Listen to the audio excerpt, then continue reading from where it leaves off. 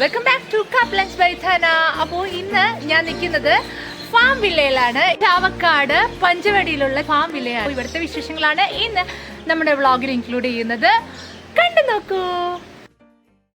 Hey guys, ഞങ്ങൾ രാവിലെ 11 മണിയായപ്പോൾ ഫാം വില്ലയിലെത്തി. ഇവിടെ വിസിറ്റിംഗ് ടൈം രാവിലെ 11 മണി തൊട്ട് വൈകുന്നേരം 6:30 വരെയാണ്. എല്ലാ ദിവസവും വർക്കിംഗ് ആണ്. ചിന്തയും പൊപ്പയും അവിടെ എത്തിയപ്പോൾ കയറാനുള്ള തിരക്കിലാണ്.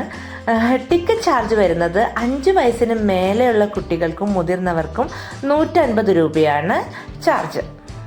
അങ്ങനെ ആദ്യം തന്നെ ഞങ്ങൾ എത്തിയത് ഒരു ക്യാമലിൻ്റെ അടുത്താണ്. അപ്പോൾ ക്യാമലിനെ കണ്ടപ്പോൾ ചിണ്ടിക്കും പൊപ്പയ്ക്കും ഭയങ്കര ഇഷ്ടമായി.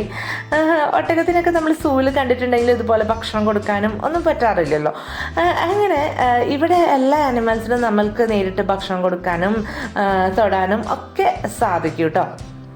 പല രാജ്യങ്ങളിൽ നിന്നും കൊണ്ടുവന്നിട്ടുള്ള ബേർഡ്സിനെ ആനിമൽസിനെ നമുക്കിവിടെ കാണാൻ സാധിക്കും. കാണാൻ മാത്രമല്ല, നമുക്ക് തൊടാനും അടുത്ത് ഇടപെടാനൊക്കെ സാധിക്കുന്നുണ്ട്. കുട്ടികൾക്കൊക്കെ ഭയങ്കരമായിട്ട് ഇഷ്ടപ്പെടും. ഇവിടെ കയറി കഴിഞ്ഞിട്ടുണ്ടെങ്കിൽ ഒരു 1.5-2 മണിക്കൂർ പോയതേ അറിയില്ല. അത്രയ്ക്കും നമുക്ക് എൻജോയ് ചെയ്യാനായിട്ട് സാധിക്കും. പിന്നെ ഇവിടുത്തെ ആനിമൽസിനും ബേർഡ്സിനൊക്കെ അവർ അവരുടേതായ ഹാബിറ്റേറ്റിലാണ് കൂടൊക്കെ നൽകി മെയിൻറ്റെയിൻ ചെയ്തിട്ടുള്ളത്. അത്രയും നീറ്റ്ലിയാണ് കേട്ടോ അവർ അറേഞ്ച് ചെയ്തിട്ടുള്ളത്. നമ്മളിപ്പോൾ സൂവിലൊക്കെ പോകുമ്പോൾ ഒരു സ്മെല്ലും കാര്യങ്ങളൊക്കെ ഉണ്ടാവില്ലേ, പക്ഷേ ഇവിടെ അങ്ങനെയൊന്നും എനിക്ക് ഫീൽ ചെയ്തില്ല. നല്ല നീറ്റാണ് കേട്ടോ. കണ്ടില്ലേ, എമുവിന് ഭക്ഷണം കൊടുത്തുകൊണ്ടിരിക്കുകയാണ് കേട്ടോ. അപ്പോൾ എമു വന്നിട്ട് നമ്മുടെ കൈവെള്ളയേന്ന് കൊത്തി എടുത്തിട്ട് പോവും. കോണാണ് അവർ തന്നത് കേട്ടോ. അപ്പോൾ അത് എൻ്റെ കയ്യിൽ നിന്ന് എടുത്തിട്ട് പോയത് കണ്ടില്ലേ. പിന്നെ എമുവിൻ്റെ മുട്ട കണ്ടപ്പോൾ ഒരു കൗതുകം തോന്നി. അതിങ്ങനെ കണ്ടുകൊണ്ട് നിൽക്കുകയാണ് കേട്ടോ.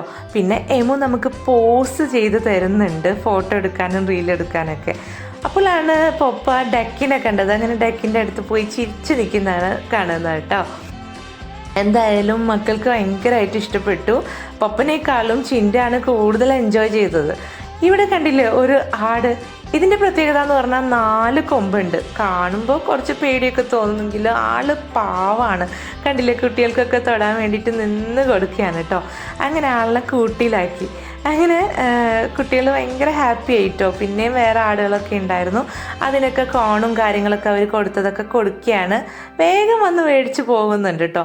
അപ്പോൾ എനിക്ക് ഇതിനൊക്കെ കൊടുക്കുമ്പോൾ എനിക്ക് പേടിയുണ്ടായിരുന്നു, പല്ലും കാര്യങ്ങളൊക്കെ ഹോസിൻ്റെയൊക്കെ പല്ലൊക്കെ തട്ടുമെന്നൊക്കെ. അപ്പോൾ അവർ പറഞ്ഞു അതൊന്നുമില്ല, അവർ ചുണ്ടൊക്കെ വെച്ചിട്ട് എടുക്കുകയുള്ളൂ, പേടിക്കേണ്ടെന്ന് പറഞ്ഞു. അപ്പോൾ അവിടുത്തെ സ്റ്റാഫൊക്കെ നല്ല ഫ്രണ്ട്ലിയാണ്. നമുക്ക് കൂടെ നിന്നിട്ട് ആനിമൽസിനെ എടുക്കാനും കാര്യങ്ങൾ പറഞ്ഞു തരാനും ഒക്കെ നിൽക്കുന്നുണ്ട് കേട്ടോ. അതുകൊണ്ട് തന്നെ നമുക്ക് എത്ര പേടി തോന്നുന്ന ആനിമൽസിനെ എടുക്കാനാണെങ്കിലും അതുപോലെ തന്നെ നമുക്ക് കാര്യങ്ങൾ മനസ്സിലാക്കാനാണെങ്കിലും ഒക്കെ എളുപ്പമാണ് ഇവിടുന്ന്. പിന്നെ കണ്ടില്ലേ, നല്ല ക്യൂട്ട് ഒരു ഇമ്പോർട്ടഡ് കാറ്റ്. ഇതിനെ ചിന്തയ്ക്ക് ഭയങ്കര ഇഷ്ടമായി. ചിന്തയ്ക്ക് പൂച്ച എന്ന് പറഞ്ഞു കഴിഞ്ഞാൽ ഭയങ്കര ഇഷ്ടമാണ്. പക്ഷേ ഇത് കുറച്ച് വലുതാണ്, ചിന്തയ്ക്ക് എടുക്കാനൊന്നും പറ്റില്ല. അങ്ങനെ ആ കുട്ടി എടുക്കുന്നത് നോക്കി നിൽക്കുകയാണ് ചിന്ത. അതിന് തൊട്ടൊക്കെ തടവി നിൽക്കുന്നുണ്ട്. പിന്നെ അത് കഴിഞ്ഞപ്പോൾ അത് കണ്ടില്ലേ, കളറായിട്ടുള്ള കോഴികളും ഒക്കെ ഉണ്ട്. അപ്പം അതിനൊക്കെ പോയി നോക്കി നടക്കുകയാണ്. ചിൻ്റെ എല്ലാ കൂടുകളും നോക്കി എൻജോയ് ചെയ്ത് നടക്കുകയാണ്. പക്ഷെ പൊപ്പയ്ക്ക് കുറച്ച് കഴിഞ്ഞപ്പോൾ ബോറടിച്ചു, സ്നാക്സ് കഴിക്കണം എന്നൊക്കെ പറഞ്ഞ് നടക്കുന്നുണ്ട്. പിന്നെ ഇതാ കണ്ടില്ലേ ഓരോ ആളുകളെ.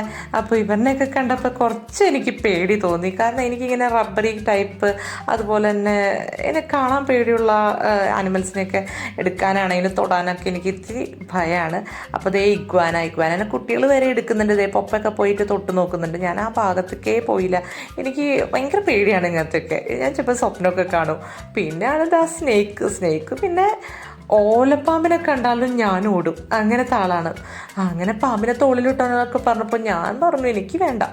അപ്പോഴാണ് പൊപ്പ കൂളായിട്ട് വന്നിട്ട് ഞാൻ എടുക്കുന്നുണ്ടെന്ന് പറഞ്ഞത്. ഞാൻ ഞെട്ടിപ്പോയി. എനിക്ക് വീഡിയോ എടുക്കാൻ തന്നെ പേടിയായി പൊപ്പ ഇടുന്നത് കണ്ടപ്പോൾ. എൻ്റെ കൈയൊക്കെ വിറക്കുകയായിരുന്നു.